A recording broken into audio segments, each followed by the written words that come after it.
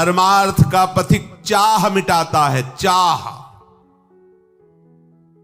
अगर कोई भी चाह प्रभु के सिवा है, परमार्थ के पथिक को आगे नहीं बढ़ने देगी। मान लीजिए बात, तृष्णा, भोगे हुए विषय को पुनः भोगने की इच्छा का नाम तृष्णा है। वो चाहे किसी भी इंद्रिय का विषय हो। परसों हमने समोसा चटनी पाया था, अगर आज बने तो फिर बहुत स्वाद था, वैसे ही बनाओ।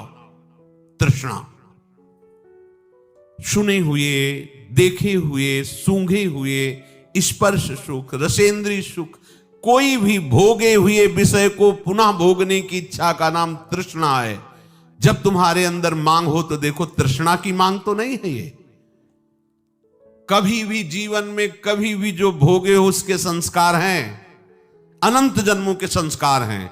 उन्हीं को भस्म करने के लिए तो परमार्थ के पथिक बने हो। जो दुर्वासना मम सदा परिकर्षयंती, उसी को भस्म करने के लिए तो साधना कर रहे हो। और काहे की तृष्णा, भोगे हुए विषय को पुनः भोगने की इच्छा का नाम तृष्णा है। कलह, आपस में किसी भी तरह का बैर विरोध तभी होता है जब दूसरे से हमारी मांग होती है अनुकूलता की।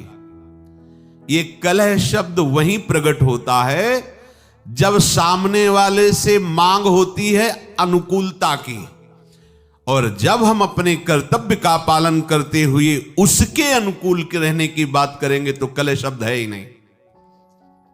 धर्म से हमारा क्या कर्तव्य सामने वाले के प्रति, इसका पालन करोगे, कभी कलह नहीं हो सकती। कलह तभी होती है जब सामने वाले से अपनी अनुकूलता की मांग होती है, तभी कलह प्रकट हो जाती है। चाहे वो कोई घर का हो, पड़ोसी हो, देश का हो, विदेशी हो, कोई भी हो, तभी कलह होगी जब सामने वाले से अपनी अनुकूलता की मांग होगी। यदि अपने धर्म से अपने कर्तव्य का पालन सामने वाले के प्रति करें तो कभी कलह नहीं हो सकता, कहीं भी कलह नहीं हो सकता। कल्पना, प्रायः सबके हृदय में विषयों की कल्पना होती रहती है। चलते फिरते, उठते बैठते, जो 5 ज्ञानेंद्रियां हैं, मन उनको लेकर के भोगों की कल्पना करता रहता है। कभी रसेंद्रिय की कल्पना, कभी श्रवणेंद्रिय के भोग की कल्पना, कभी जनेंद्रिय के भोग की कल्पना, ऐसे वो कल्पना में घूमता रहता है। ऐसा लग जाए, ऐसी मशीन लग जाए, ये दुकान बढ़ जाए, ये ऐसा हो जाए तो इसमें ज्यादा संपत्ति आएगी, ज्यादा संपत्ति आएगी, फिर इसकी फैक्ट्री खोल लेंगे, फिर ऐसा कर लेंगे। ये कल्पना, ऐसा मकान बन जाए, यहां ऐसा ऐसा ऐसा, वो कल्पना में विचरता रहता है। कल्पना होती है मायाकृत सृष्टि की, और भावना होती है शास्त्र सम्मानित जो सिद्धांत है उसके अनुसार आराध्य देव की।